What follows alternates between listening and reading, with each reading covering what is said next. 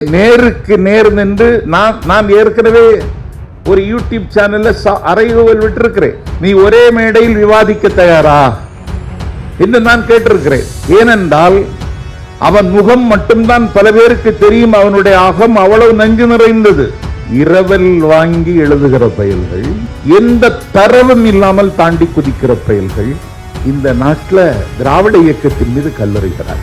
எந்த சொல்லை உச்சரித்தால் என்னுடைய குருதி சூடாகுமோ, எந்த சொல்லை உச்சரித்தால் என்னுடைய மூடிய கண்கள் திறக்குமோ, எந்த சொல்லை உச்சரித்தால் என்னுடைய தொண்டை குழியில் ஒரு புதிய ஜீவன் உதயமாகுமோ, எந்த சொல்லை உச்சரித்தால் என்னுடைய ஆயுள் கூடும் என்று நான் நம்புகிறேனோ, எந்த சொல்லை உச்சரித்தால் என் கனவுகளுக்கு சிறகுகள் கிடைக்குமோ, அந்த சொல்லின் பெயர் திராவிடம் என்பதை நாங்கள் எல்லா மன்றத்திலும் சொல்லுவோம். உனக்கேன் எரிச்சல் வருகிறது? எதையும் யோசிக்காமல் யாசித்தே வாழ்கிற ஒரு கூலி இந்த நாட்டில் திராவிடத்தின் மீது கல்வெடுக்கிறது. சாமானியமாக நம்மை அர்ச்சகராக்க அனுமதிக்க மாட்டார்கள். ரத்தம் சிந்தி சாதிக்க வேண்டிய புரட்சியை அண்ணன் ஸ்டாலின் ஒரு சொட்டு மை சிந்தி இன்றைக்கு சாதித்த புரட்சி அனைத்து சாதியினரும் அர்ச்சகராகலாம். இன்றைக்கு மாடம்பாக்கம் தேனுபுரீஸ்வரர் கோவிலில் நின்று கொண்டு அவள் தமிழில் வானாகி மண்ணாகி வழியாகி ஒளியாகி என்று படிக்கிற பொழுது எங்கள் காதல் தேன் பாய்கிறது என்றால் உனக்கேன் ஆத்திரம் வருகிறது? உனக்கேன் கோபம் வருகிறது? நான் கேட்கிற உனக்கு என்ன தெரியும்? ஸ்பஷ்டமா ஓம் பாணியிலே சொல்றேன், ஸ்பஷ்டமா வேதத்தை உச்சரிக்க உனக்கு தெரியுமா? தெரியாது. ஆனா நாங்க அந்த உத்தியோகத்தை பார்த்தா ஒன்னை விட அழகா செய்வோம்ங்கிற நம்பிக்கை எங்களுக்கு இருக்கு. நான் கேட்கிறேன், திராவிடம் தமிழ்ல இருக்கான்னு கேட்கிறியே, இந்து இருக்கா? நான் கேட்கிறேன், இந்து இருக்கா? இங்க சொல்லு. வள்ளலார் காலம் வரைக்கும் இல்லையே. திருநாவுக்கரசர் சொல்லியிருக்காரா? ஆளாள சுந்தரர் சொல்லியிருக்காரா? அருட்பிரகாச வள்ளலார் சொல்லலையே, மாணிக்க வாசகர் சொல்லலையே, தெய்வ சேக்கிழார் சொல்லலையே, என்றுமுள்ள தென்னமலை இயம்பி இசை கொண்ட கம்பன் சொல்லலையே, ராமகாதை எழுதின கம்பனே சொல்லல, தொண்டர்கள் மாக்கதை சொன்ன சேக்கிழாரே சொல்லல, புறம்போக்கு நாய்களை நீங்க ஏண்டா சொல்றீங்க? அதென்ன தமிழ் இந்து? வடகிழக்கு பருவமழை வருவதற்கு முன்பு வடக்கு செய்கின்ற இடக்கை தமிழ்நாட்டுக்கு சொல்ல வருகின்ற 6 நூல்களை வெளியிடுகின்ற விழாவில் எளியவன் நானும் கலந்து கொண்டு கடமையாற்ற கிடைத்த வாய்ப்பிற்கு அண்ணன் சுபவிக்கும் பெல் ராஜனுக்கும் நன்றி தெரிவித்துக் கொள்கிறேன். பேசி வளர்ந்த நான், அதைவிட பேசி வாழ்கிற நான், கொஞ்ச நாளாகவே என்னுடைய நாக்கு துருப்பிடித்து போயிற்று. உருப்படியாக இன்று பேச முடியுமா என்ற கவலையோடு தான் வந்தேன். ஆனாலும் அரங்கம் நிறைய கூட்டம் வந்திருக்கிறது. உதயசூரியன் உதித்தாலும் நம்முடைய வானத்தில் ஒரு வல்லிருட்டு மையம் கொண்டிருக்கிறது. இதை ஒரு 5 ஆண்டுகளுக்கு முன்பே நான் உள்வாங்கிக் கொண்டேன். தந்தி தொலைக்காட்சியின் ஒரு நேர்காணலில் என்னை திகைக்க வைக்கிற கேள்வியை கேட்பதில் வல்லவன் என்று கருதப்படுகின்ற நண்பர் ரங்கராஜ பாண்டேயிடம்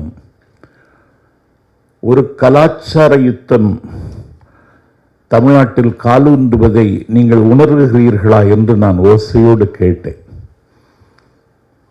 அவர் அந்த நேரத்தில் மௌனமானார். இன்றைக்கு அவர்கள் தங்கள் அடையாளங்களை காட்டிக் கொள்வதற்கு ஆண்மை இல்லாத காரணத்தால் சில பேரை இன்றைக்கு வாடகைக்கு எடுத்திருக்கிறார்கள். இந்த வாடகைக்கு எடுக்கிறவர்கள் எப்பொழுதும் வாடகை மனிதர்களாகவே வாழ்ந்திருக்கிறார்கள். பெயரை சொல்லவே பெண்ணால் என் நாக்கு அழுக்காகி விடுமோ என்று அஞ்சுகிறேன். நான் ஒரு அற்புதமான நிகழ்வு இந்த நிகழ்வு. ஏனென்றால் ரொம்ப எச்சரிக்கையாக பேச வேண்டியது இருக்கிறது. நாம் திராவிடத்தின் ஆட்சியை பற்றி பந்தி வைக்கிற வேளையில்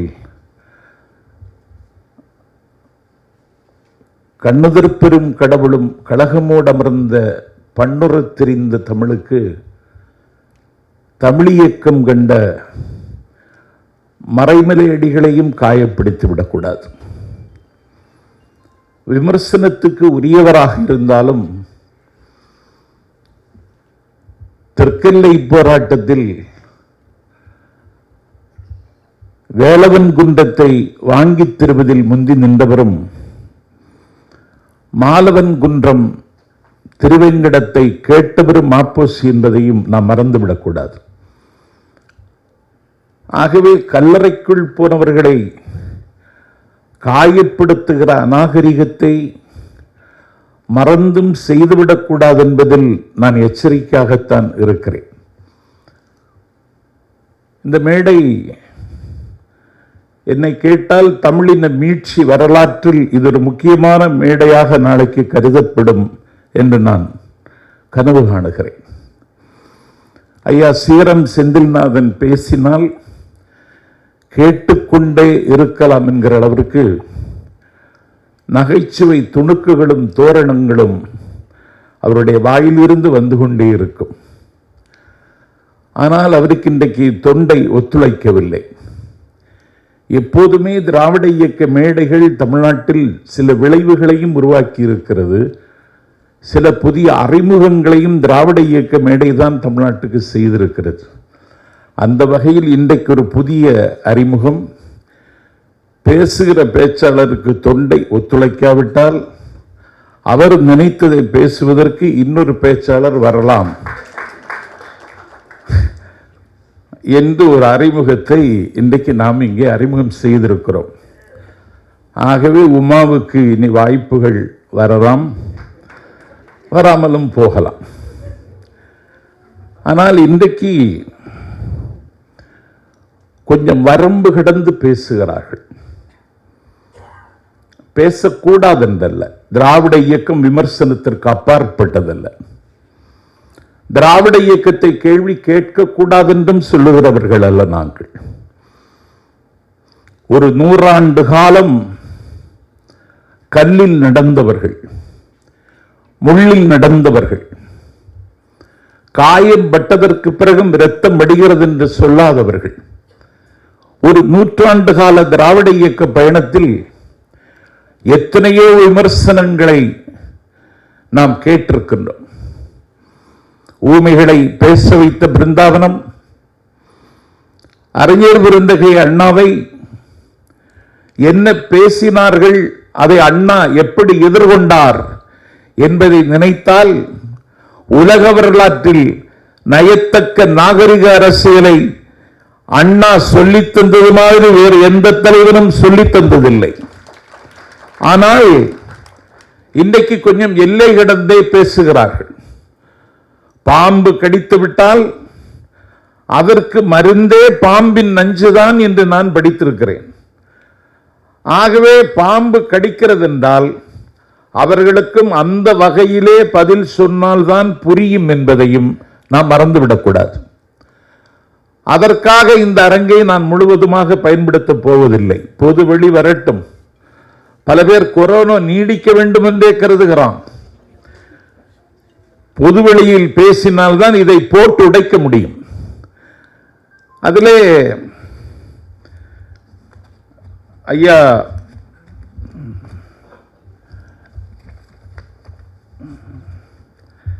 கங்காணிகள் தமிழ் தேசிய அரசியலை சிதைக்கும் பார்ப்பனிய கங்காணிகள் என்று ஐயா பொழிலன் புத்தகத்திற்கு பெயர். இந்த கங்காணிகள் என்கிற வார்த்தை ரொம்ப அழகான தமிழ் வார்த்தை. 10வது திருமுறையாக கருதப்படுகிற திருமந்திரத்தில் எல்லாவற்றையும் இறைவன் கண்காணித்துக் கொண்டிருக்கிறான் என்பதை சொல்வதற்கு இந்த கங்காணி என்ற சொல்லை திருமூலர் பயன்படுத்துகிறார். எங்கள் நாஞ்சில் நாட்டில் மலை பிரதேசத்தில் மாராமலையில், பத்துகாணியில், ஆறுகாணியில் அந்த பழங்குடி மக்கள் தங்களை கங்காணிகள் என்றுதான் சொல்லிக் கொள்வார்கள். ஆகவே இவர்களை கங்காணிகள் என்று சொல்வதை விட பார்ப்பனிய கவர்னர்கள் என்று சொல்லியிருக்கலாம், பார்ப்பனிய காட்டி கொடுப்பவர்கள் என்று சொல்லியிருக்கலாம். ஆகவே நேருக்கு நேர் நின்று நான் ஏற்கனவே ஒரு யூடியூப் சேனல்ல அறைகூவல் விட்டிருக்கிறேன். நீ ஒரே மேடையில் விவாதிக்க தயாரா என்று நான் கேட்டிருக்கிறேன். ஏனென்றால் அவன் முகம் மட்டும்தான் பல பேருக்கு தெரியும், அவனுடைய அகம் அவ்வளவு நஞ்சு நிறைந்தது. ஜூனியர் விகடனில் ஈழத்தமிழர்கள் குறித்து அவர் ஒரு தொடர் எழுதினார். அண்ணன் சுபவிக்கு தெரியும் என்று கருதுகிறேன். ஒருவன் எழுதுகிற பொழுது அந்த எழுத்தை அவன்தான் எழுதினானா என்றும் ஆராய வேண்டியது இருக்கிறது. தமிழ்நாட்டுக்கு நிலைமையை பாருங்க. நான் விகடன் அலுவலகத்திற்கே சென்றேன். யாரடா இங்க எழுதி கொடுக்கிறதுன்னு கேட்டேன். அப்போது தலைமை செய்தி ஆசிரியர் இவன் தான் அப்படின்னு ஒரு தம்பியின் பெயரை சொன்னார். நான் இப்ப இங்க சொல்லல. இப்படி இரவல் வாங்கி எழுதுகிற பயல்கள், எந்த தரவும் இல்லாமல் தாண்டி குதிக்கிற பயல்கள், இந்த நாட்டில் திராவிட இயக்கத்தின் மீது கல்லறிகிறார்கள். எது திராவிடம், எங்க இருக்கு திராவிடம் அப்படின்னு கேட்கிறாங்க. அதுல இந்த நூலிலேயே வருகிறது. திராவிட தமிழ் தேசியத்தில் ஐயா வாலாஜா வல்லவன் சொல்லுகிறார், சங்க இலக்கியம் என்று சொல்லுகிறோமே, சங்க இலக்கியத்தில் சங்கம் இருக்கா? இல்ல. சங்க இலக்கியம் என்று சொல்லுகிறோம், சங்க இலக்கியத்திலே சங்கம் என்ற வார்த்தை இல்லை. ஆகவே திராவிடம் எங்கே இருக்கிறது என்று அன்றைக்கு அனந்தநாயகி கேட்டார் தமிழ்நாடு சட்டமன்றத்தில். அதற்கு கலைஞர் சொல்லுகிற பதிலை இப்போது சொல்ல வேண்டாம். ஆனால் திராவிடம் எங்கே இருக்கிறது என்று கேட்டால், எந்த சொல்லை உச்சரித்தால் என்னுடைய குருதி சூடாகுமோ, எந்த சொல்லை உச்சரித்தால் என்னுடைய மூடிய கண்கள் திறக்குமோ, எந்த சொல்லை உச்சரித்தால் என்னுடைய தொண்டை குழியில் ஒரு புதிய ஜீவன் உதயமாகுமோ, எந்த சொல்லை உச்சரித்தால் என்னுடைய ஆயுள் கூடும் என்று நான் நம்புகிறேனோ, எந்த சொல்லை உச்சரித்தால் என் கனவுகளுக்கு சிறகுகள் கிடைக்குமோ, அந்த சொல்லின் பெயர் திராவிடம் என்பதை நாங்கள் எல்லா மன்றத்திலும் சொல்லுவோம். உனக்கேன் எரிச்சல் வருகிறது? திராவிடத்தின் வரலாறு உனக்கு தெரியுமா? நீ நீ நீ படித்திருக்கிறாயா? பரிதிமார் கலைஞரின் நூலை படித்திருக்கிறாயா?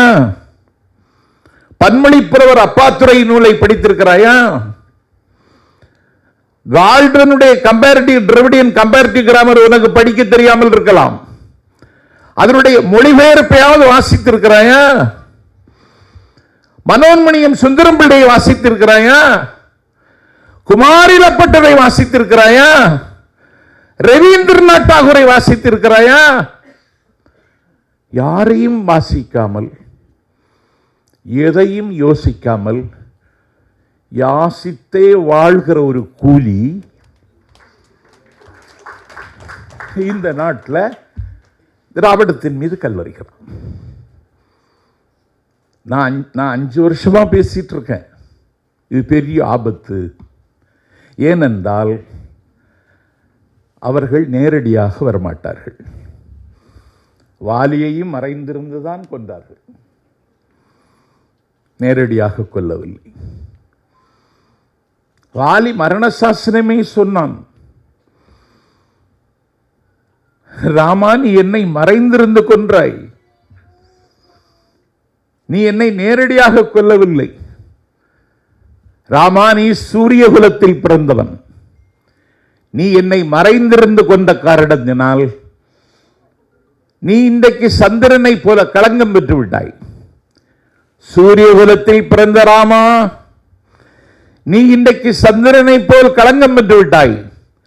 ஏனென்றால் மரத்தின் பின்னால் நின்று நீ மறைந்து நின்று கொன்றாய்.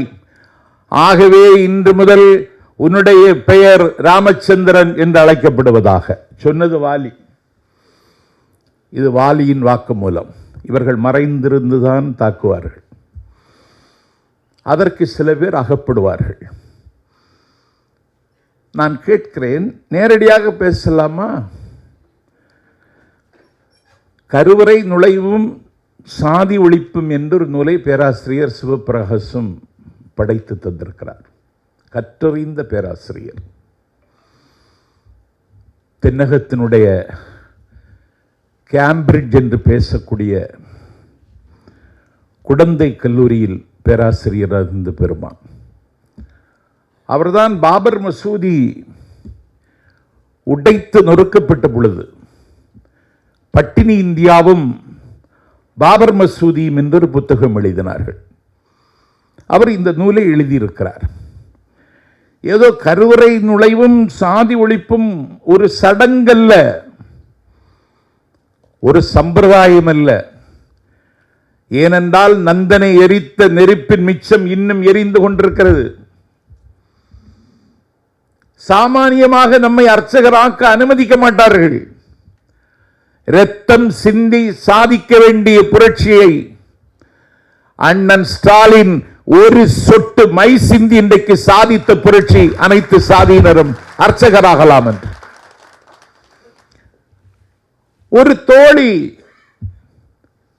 இன்றைக்கு மாடம்பாக்கம் தேனுபுரீஸ்வரர் கோவிலில் நின்று கொண்டு அவள் தமிழில் வானாகி மண்ணாகி வழியாகி ஒளியாகி என்று படிக்கிற பொழுது எங்கள் காதல் தேன் பாய்கிறது.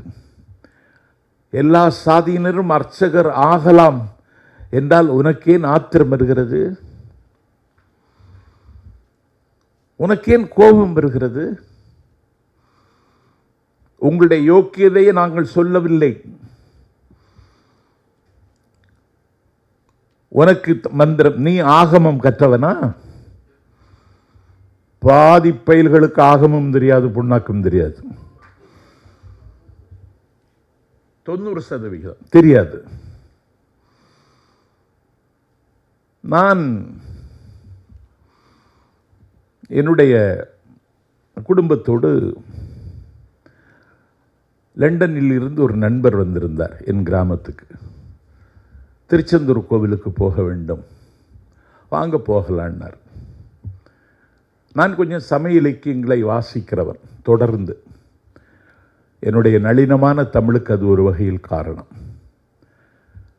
நான் போன பொழுது அந்த அர்ச்சகரிடத்தில் அந்த நூலை நான் அதற்கு முந்தைய நாள் தான் வாசித்தேன். அவர் லண்டன்லேருந்து வந்திருக்காரு. 1000 ரூபாயை கொடுத்துட்டு ஆதிசங்கரருடைய சுப்பிரமணிய புஜங்கத்தை பாடி அர்ச்சனை பண்ணணும்னு நான் சொன்னேன். அந்த அர்ச்சகர் எங்கிட்ட கேட்டார், அப்படி ஒன்று இருக்கான்னு கேட்கலாம். ஒன்றுமே தெரியாதவன் கருவறையில் இருக்கிறவன்லாம்.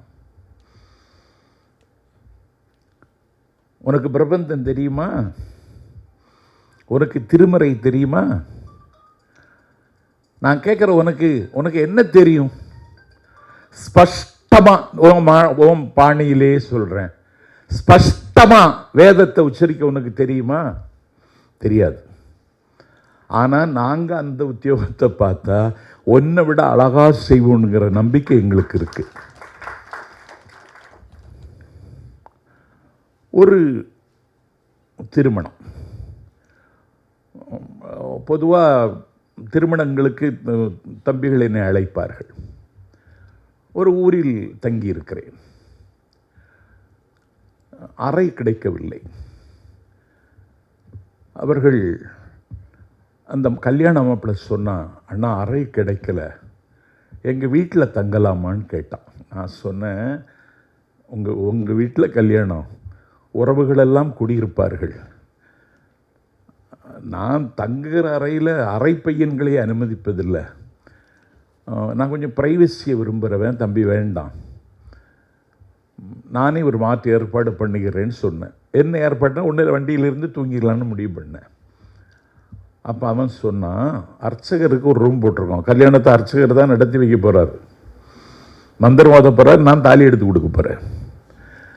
அவர் அங்கே ஒரு பெட் இருக்குது, அதில் அண்ணன் படுத்துக்கிறதுல ஏதாவது அசௌகரியம் இருக்கான்னு கேட்டான். ஒரு அசௌகரியம் இல்லை தம்பி, எனக்கு கொஞ்சம் தூங்கணும், அவ்வளோதான், தூங்குங்கன்னா. நான் தூங்கிட்டேன். இந்த அர்ச்சகர் முதல்ல போனாங்க, அந்த மாதிரிலாம் அந்த தீ கொளுத்த அந்த புகையெல்லாம் காட்ட அந்த ஏற்பாடெல்லாம் பண்ணேன். 4 மணிக்கு எழுந்து போயிட்டார். ஒரு மணவிழாவிற்கு வந்து குளிக்காமலே அர்ச்சகர் போறான். நான் கண்காணிச்சுட்டே இருக்கேன். நான் தான் கண்காணி. எனக்கு அன்னைக்கு நல்ல காய்ச்சல். நான் எங்கிருந்து வர்றேன்? முக்கூடல்ல இருந்து வர்றேன். எங்க? வைத்தீஸ்வரன் கோவிலுக்கு. நல்ல காய்ச்சல். நான் என்ன நினைக்கிறேன், ஒரு கல்யாணத்துக்கு தாலி எடுத்து கொடுக்க போறோம், காய்ச்சலையும் ஒரு டோலோ வாங்கி போட்டுட்டு நான் குளிச்சுட்டு தான் போனேன். இது எங்க தர்மம், உங்க தர்மம். அது நீங்க எதுக்கும் கூச்சப்பட மாட்டீங்க. இன்னைக்கு இந்திய தேசியம், ஆரியம், திராவிடம், இது ரெண்டும் தான் இருக்கு. இத நான் சொல்லல. The glimpses of the world history, the discovery of India, தன்னுடைய பாச மகள் மணல் வீடு கட்டி மகிழுகிற வயதில் உலக சரித்திரத்தை அவள் கற்றுக்கொள்ள வேண்டும் என்று பண்டிட் ஜவஹர்லால் நேரு தாம் எழுதிய கடிதத்தில் இதை சுட்டுகிறார். இந்திய பிரதமர்களில் மேதாவிலாசம் நிறைந்தவர் பண்டித நேரு. திராவிட இயக்கத்தை உயிர் மூச்சாக கொள்ளுகிறவர்கள் சில இடங்களில் அவரிடத்தில் மாறுபடலாம் என்றாலும் அறிவார்ந்த தளத்தில் நின்று யோசித்தவர். காங்கிரஸ் கட்சியின் ஜனநாயக பண்டிதர். வரலாற்றை முழுவதுமாக வாசித்து அவர் எழுதியதில் இதை சொல்லுகிறார். அது போக ஒரு கற்றறிந்த பேராசிரியர், The Factors in Indian History என்ற புத்தகத்தில் அந்த ஆசிரியர் பேர் K.M. பணிக்கர். அவர் எழுதுகிறார், The first conclusion I would draw is that the geography has enforced on us true Indians, and which may be described Aryavarta with the center in the Gangatic Valley and the other the Deccan, the extending from the Vindhya region to the tip of the peninsula. Racially, linguistically, politically, these have remained separate. K.M. Panicker சொல்றார், புவியியலில் இரு இந்தியாக்களை நம்மீது வலுக்கட்டாயமாக திணித்துள்ளது. ஒன்று கங்கை சமவெளியை மையமாக கொண்டவர்கள், மற்றொன்று ஆரியவர்த்தம் என்று வர்ணிக்கப்படுகிற பகுதி, இன்னொன்று விந்திய பகுதியில் இருந்து தீபகற்ப முனைவரை பரவியிருக்கின்ற தக்கணமாகும். இதன் வழியாக, மொழி வழியாக, அரசியல் வழியாக, இவைகள் வழியாக அவைகள் தனித்தனியே இருந்திருக்கின்றன என்று K.M. பணிக்கர் ஆய்ந்து எழுதுகிறார். படிச்சியா? படிக்கல. ரெண்டு கலாச்சாரம், ஆரிய கலாச்சாரம், திராவிட கலாச்சாரம். என்னுடைய திராவிட மொழி குடும்பத்தினுடைய தலைமை பொறுப்பில் இருக்கிற மொழி எங்கள் தமிழ் மொழி. இதை நான் சொல்லுகிறேன். உலகத்தில் எல்லா மொழிக்கும் ஒரு தந்தை உண்டு, தாய் உண்டு. தந்தையும் தாயும் இல்லாத ஒரே மொழி உலகத்தில் எங்கள் தமிழ் மொழி மட்டும்தான். அதனால்தான் கண்ணதாசன் பெற்றோர் இல்லாமல் பிறந்த பெரும்பொருளேன்னா, பெற்றோர் கிடையாது தமிழுக்கு. நான் கேட்கிறேன், நீ அன்னைக்கு நாவலர் பேசுவாரான், நான் கேட்டதில்லை. நாவலர் பேச்சு 1969 நாகர்கோவிலில் இடைத்தேர்தல். காமராஜர் நாடாளுமன்ற காங்கிரஸ் கட்சி வேட்பாளராக இருக்கிறார். திமுக கூட்டணியில் சுதந்திரா கட்சி வேட்பாளராக மிகப்பெரிய செல்வந்தர் டாக்டர் மத்தியாஸ் இருக்கிறார். அப்பொழுது நான் பள்ளி மாணவன். நாவலர் ஒரு இடத்துல பேசுகிறார். அன்னைக்கு தான் அவருக்கு பேச்சை கேட்டேன். நாவலர் தமிழ்நாட்டு மேடைகளில் திரும்ப திரும்ப பாவேந்தர் பாட்டை எல்லா மேடைகளிலும் தொடங்கும் போதும் முடிக்கும் பொழுதும் உச்சரித்து விட்டு தான் இறங்குவார். அதிமுக என்கிற அமைப்புக்கு போயும் அழுக்காகாமல் தப்பியதில் அவர் ஒருவர். அவர் சொல்லுவார், நீ வேற. பெரியாருடைய கடைசி பேருரையில சொல்றார், உன் உடை என்ன, உன் உணவு என்ன, உன் நடை என்ன, உன் நாகரிகம் என்ன என்று நலிவுற்ற நிலையில் பெரியாருடைய கடைசி பேச்சில் அவர் பேசுறார். நாவலர் அன்னைக்கு சொல்லுவார், ஒரு பள்ளிவாசல்ல கொடுக்கறதுக்கு ஒரு கிடா நேர்ந்து விட்டுருக்கு. பள்ளிவாசல்ல நேர்ந்து விட்டுருக்கு, பள்ளிவாசலுக்கு நேர்ந்து விட்டுருக்குன்னு அந்த கிடாவை அந்த பகுதியில் இருக்கிற மக்கள் எல்லாம் நேசிச்சாங்க. அவங்களால முடிஞ்ச அளவுக்கு இலையோ தலையோ புல்லோ புண்ணாக்கோ பருத்தியோ கடலையோ கொண்டு கொடுப்பாங்க. மிக குறுகிய காலத்தில் ஆடு ஒரு உள்துறை அமைச்சரை மாதிரி வளர்ந்து விட்டது. எல்லாரையும் முட்டுது. அந்த ஆடு வளர்க்கிற அவன் நேர்ந்திருக்கிற அவனே கொண்டு போய் உணவு வைக்க முடியல. அவனே பயப்படுறான். அப்போ அவன் ஒரு நாள் சொன்னான், அவனுடைய மனைவிட்டா, சீனா நம்ம பள்ளிவாசலில் கொண்டு கொடுத்துருவோம், நேர்த்திக்கடனை நிறைவேற்றிடுவோம், இது இன்னும் வச்சிருக்க முடியாது, தாக்கு பிடிக்க முடியாதுன்னு சொல்லி சொன்னான். பிறகு உணவை எட்டி நின்றே எறிந்தார்கள், கொடுக்கலை, எறிந்தார்கள். ஆடு சாப்பிட்டு வளர்ந்தது. பிறகு ஒரு விதமான துர்நாற்றம், குளிக்க வைக்கலை, துர்நாற்றம்.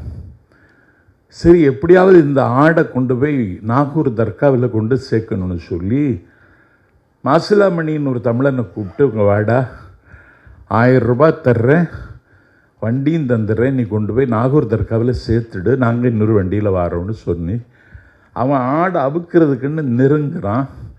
அந்த நாற்றம் பொறுக்க முடியாமல் 1000 இல்லை 5000 தந்தாலும் இந்த உத்தியோகம் வேண்டான்னு போயிட்டான்.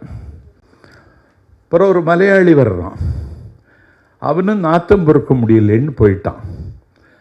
பிறகு கர்நாடகத்திலேருந்து ஒருத்தன் வரான், அவனும் நாற்றம் பொறுக்க முடியலன்னு போயிட்டான். பிறகு ஆந்திராவிலேருந்து ஒருத்தன் வர்றான், அவனாலையும் நாற்றம் பொறுக்க முடியலன்னு போயிட்டான். பிறகு உத்தரப்பிரதேசத்திலேருந்து ஒருத்தன் வர்றான், அவனுக்கு 1000 ரூபாய் சம்பளம்னு சொன்னால அவனுக்கு அலாதி சந்தோஷத்தில் அவன் அவுக்கிறதுக்குன்னு கிட்ட போயிட்டான். ஆடு அத்துட்டு ஓடிட்டு. ஏன்னா இவனுக்கு நாத்தம் ஆட்டுக்கு பொறுக்கலை. இதுதான் உங்க ஜாதகம்.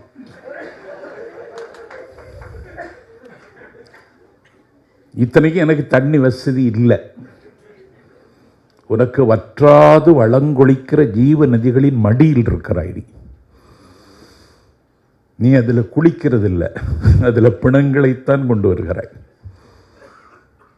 நீ இன்னைக்கு ஒரு கலாச்சார பாசிசத்தை இந்தியாவில் கட்டவிழ்த்து விட முடியும் என்று நம்பி அதிலே வெற்றி பெற்று விட்டதாக கருதுகிறார்.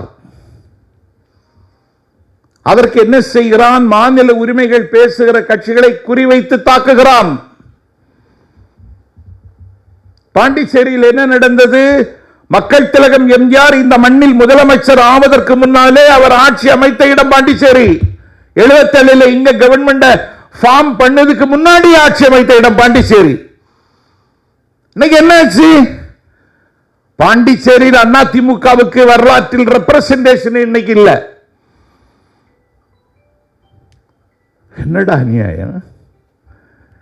ரெப்ரசன்டேஷனே இல்லை. அதற்கு அவர்கள் வெட்கப்படவும் இல்லை. ஏன் வெட்கப்படவில்லை என்றால் கோபப்படுவார்களாம்.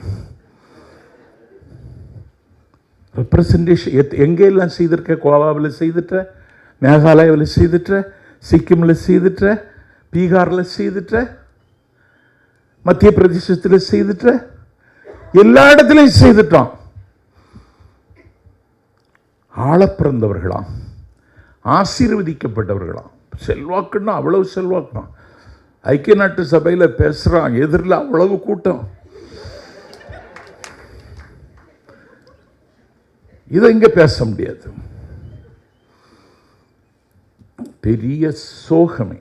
இன்னைக்கு நோபல் பரிசு யாருக்கு கொடுத்திருக்காங்கன்னா, கருத்துரிமைக்கு உயிர் தந்த 2 பேருக்கு கொடுத்திருக்காங்க. ஒரு ஆள் பிலிப்பைன்ஸ், ரெண்டு நாட்டில் உள்ளவங்களுக்கு கொடுத்திருக்காங்க. இன்னைக்கு இங்க இந்தியாவில் என்ன நடக்குதுன்னே தெரியல. நீ வெளியில சொல்றியா? வெளியில சொன்னால் உன்னால முடியுமா? ஒரே மேடையில் விவாதிக்கலாம் அப்படின்னு சொல்லி அறையூவல் விடுறது ஏதோ சும்மா போகிற போக்கில் போடுறது இல்லை. நான் பேசுறதுக்கு தயார். நீங்க யாராவது தயாரா? ஏன்னா உங்கள்கிட்ட தரவில்லை. நீங்க எதுக்கு இப்படி வர்றீங்க? உங்களுக்கு இது பிழைப்பு, உங்களுக்கு இதில் ஒரு சுகம். ஆனால் சுபவிக்கு ஞாபகம் இருக்கிறது, அவருடைய இடதுசாரி தமிழ் தேசிய நூலை பாண்டிச்சேரியில் அறிமுகம் செய்து நான் பேசினேன்.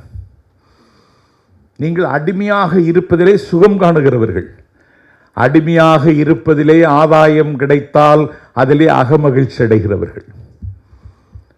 இதுதான் உங்கள் வரலாறு. சோவியத் அடிமைகள் இருந்தார்கள், அவர்களை விலைக்கு வாங்குவார்கள், முடியை மொட்ட சிரைப்பார்கள், பயங்கரவளுக்கு இருக்கும், முட்ட சிரைத்து விடுவார்கள்.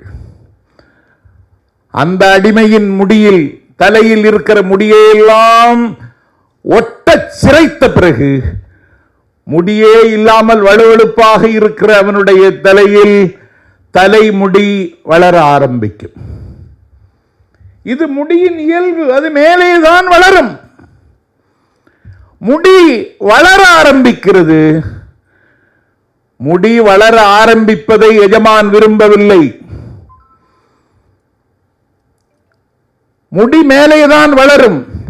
அதனால் என்ன செய்து விட்டான்? குதிரை தோலை உரித்து அவனுடைய தலையில் இறுக கட்டி முடி மேலே வராமல் பார்த்து கொண்டார்கள். முடி மேலே வராது, குதிரை தோலை இறுக்கி கட்டிட்டான். ஆனால் முடியின் இயல்பு மேலே வரும். ஆனால் குதிரை தோல் அதற்கு அனுமதிக்கவில்லை. முடி மேலே வளர்கிறது, குதிரை தோல் வர அனுமதிக்கவில்லை. அவனுக்கு தலை வலிக்கிறது, அவனுக்கு கண்கள் சிவக்கிறது, அவனுக்கு நெஞ்சு நோகிறது, அவனுடைய குறி சூடேகிறது, அவனுடைய இரத்த அழுத்தம் எகிறுகிறது. மேலே வருகிற வளரக்கூடிய முடியை மேலே வளர விடாமல் குதிரை தோலை வச்சு அழுத்தி கட்டி அவனை ஆதிக்கம் செலுத்துகிற அந்த ஆதிக்கத்தை அவன் எதிர்க்க முடியவில்லை. முடி வளரவும் வாய்ப்பில்லை. இப்படி எல்லாம் பிறழ்ந்து போன நிலையில், அவனுடைய புலனும் பொறியும் சிதைந்து போன நிலையில், எதிரில் அவனை ஈன்று புறம் தந்த, முந்தி தவமிருந்து 300 நாள் சுமந்து பெற்ற அன்னை வருகிறாள். பால் தந்த தாய் அவன் எட்டி உதைக்கிறான். ஏனென்றால் அவள்தான் அம்மா என்று அவனுக்கு தெரியாது. அந்த அடிமைக்கு தெரியாது. அவனை சான்றோனாக்கி அழகு பார்த்து தந்தை வருகிறார். அவர்தான் அப்பா என்று அவனுக்கு தெரியவில்லை. அவன் நொடிந்த பொழுதெல்லாம் அவனுக்கு ஏணியாகவும் தோணியாகவும் இருந்தவன் உயிர் தோழன் வருகிறான். அவனை வெட்டறிவாளால் வெட்டுவதற்கு ஓடுகிறான். தாயை, தந்தையை, உடன் பிறந்தவனை, சுற்றத்தை, உயிர் தோழனை யாரை பார்த்தாலும் வெட்டப் போகிறான் என்றால் அந்த அடிமை அப்படி பழக்கப்படுத்தப்பட்டிருக்கிறான். அந்த அடிமைகள்தான் இங்கே தமிழ் தேசியம் பேசுகிற தமிழ்நாட்டில் இருக்கிற நவீன அடிமைகள். உங்களை அப்படி அவன் பழக்கப்படுத்தி வைத்திருக்கிறான். எதுக்கு கத்துற நீ? இதை விட வேகமா நான் கத்துவேன். அதுல போட்டி வச்சாலும் நான் முதல் பரிசு வாங்குவேன். எதுக்கு கத்துற? நீ என்ன சொல்ல வர்ற? மணியரசன் படித்தவர், இந்த பயலாவது படிக்கல. எந்த பயல்னு உங்களுக்கு தெரியும்.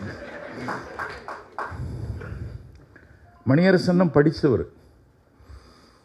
அவர் கண்ணோட்டம் இதழ் கொண்டு வந்த காலத்திலே நான் சந்தா கட்டினவன். இப்பவும் தமிழ் தேசிய கண்ணோட்டத்துக்கு சந்தா கட்டி படிச்சுட்டு இருக்கேன். ஏன் விதி?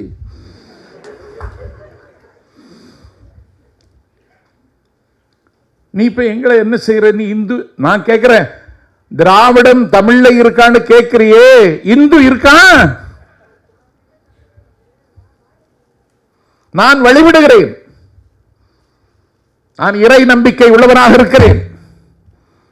நான் கோவிலுக்கு செல்லுகிறேன். வலியும் துயரமும் என்னை வழிமறிக்கிற பொழுதெல்லாம் நான் கடவுளிடத்திலே கைகுவித்து வணங்குகிறேன். நான் கேட்கிறேன், இந்து இருக்கா இங்க? சொல்லு.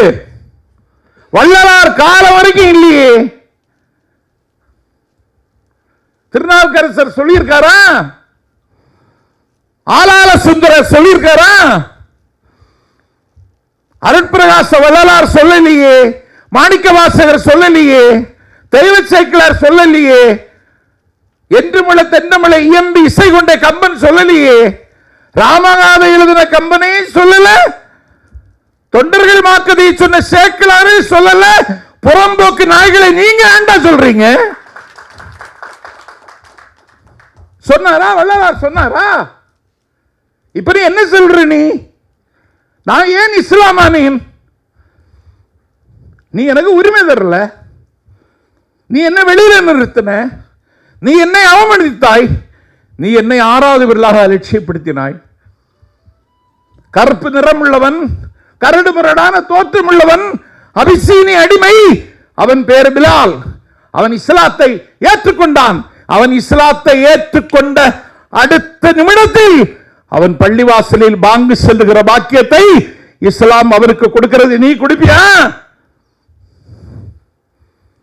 நீ குடிப்பியா?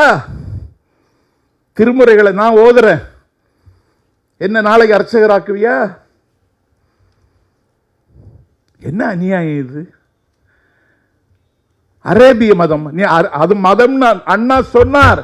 இஸ்லாம் மதம் அல்ல, மார்க்கம் என்றார் அண்ணா. அதான் சொன்ன, நீ வாசிக்கல.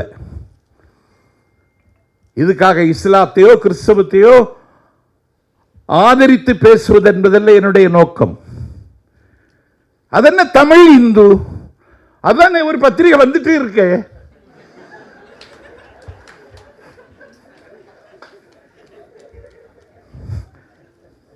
நீ என்னத்துக்கு கொண்டு வர? நாங்க வாங்கிட்டு தானே இருக்கோம்.